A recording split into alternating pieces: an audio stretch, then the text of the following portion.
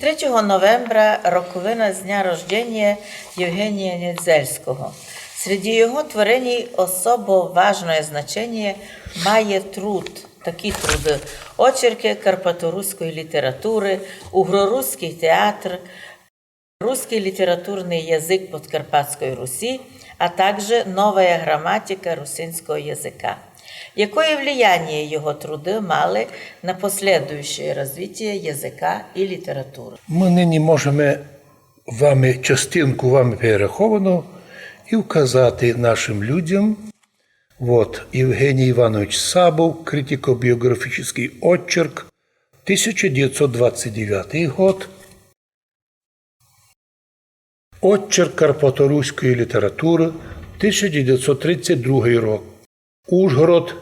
Типографія школьної помощі Євгеній Недзельський. Угро-русский театр.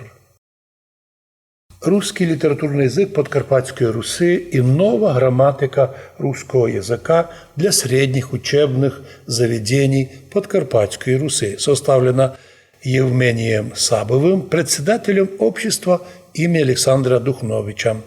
Це був 25-й рік. Даже і ціна – 2 коруни чеські.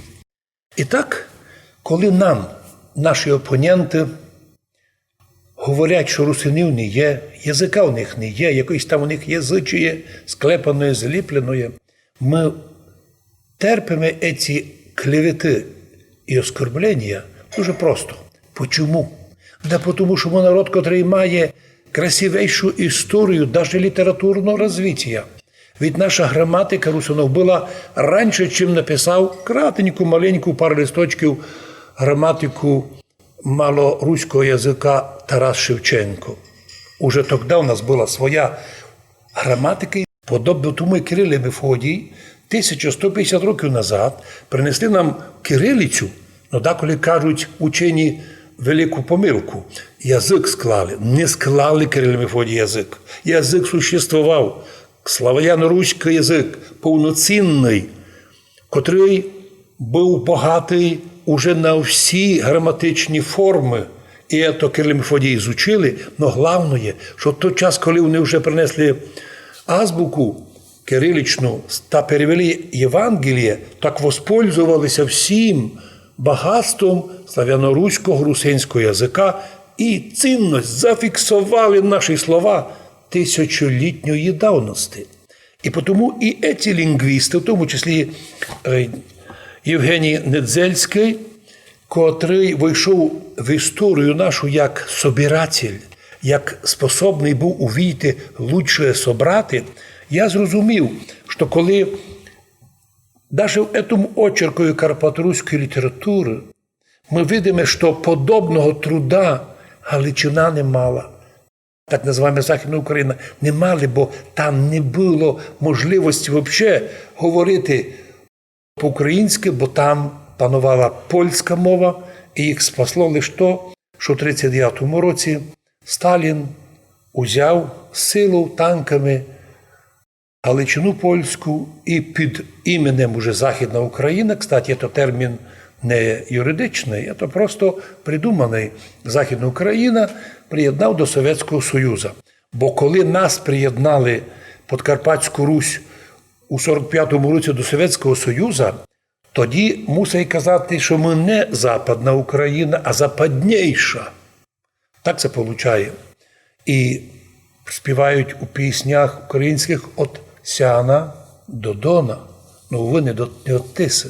Хоча ми і нині почувствовали, що в цьому составі, тепер в Україні, Недзельський також приємний, обогащаючий загальну нашу державну культуру і українську літературу обогащає.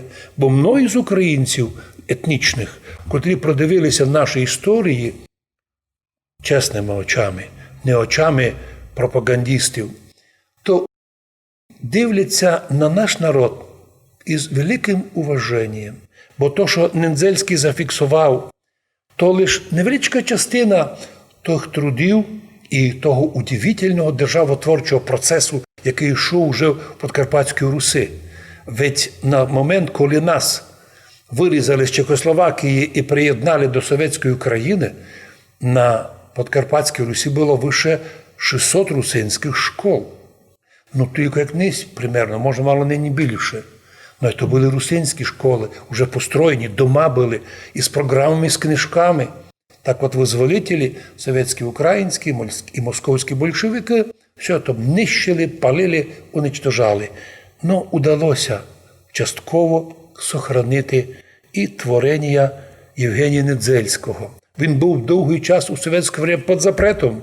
Да, не мож було вспоминати русинських поетів-писателів. Не мож було. І удивительно, що як нам і наші предки тяжкі часи вижили у період совєтський, по котрому ми ще мало не договорили многое про те, що скільки русинів пострадали і погибли у совєтських концлагерях.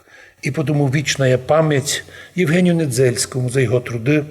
Теж закликаємо наших братів-русинів не лінуватися, читаймо свою літературу. Хто не має книжки або не може виходити на русинську бібліотеку, Russian Library, маємо там презентацію, каталог книг. Що не маємо, даємо сноску на другі академічні сайти, американські, європейські, словацькі, польські, щоб той, хто хоче поінтересуватися, нараз знайшов. Ми розуміємо, що нині маса людей збиті з толку і деколи і не інтересуються своєю історією. Но то зробити треба. Бо якщо ти русин, а тебе вже 5 разів робили мадяром, чехом, словаком або кимось другим, а ти так і не повів публічно «Нєт, я русин», твоя проблема, но ти много утратив. Тому що русин – це особливий народ, русини, котрі сохранили свій язик, культуру і свою територію, де компактно нині проживають. І всім, хто приходить до нас в наш край, показують образець подлинно європейського взаємоотношення релігій, культури, язиків і національностей. Тож, взирая на Євгенія Недзельського, кажу, много літа усім нашим живим нині літераторам, лінгвістам і вічна пам'ять тим, хто потрудився зафіксувати величественні труди славного, древнього, майдревнього в Європі народа русинов карпатських, а з моменту, коли создали свою республіку, русинов подкарпатських.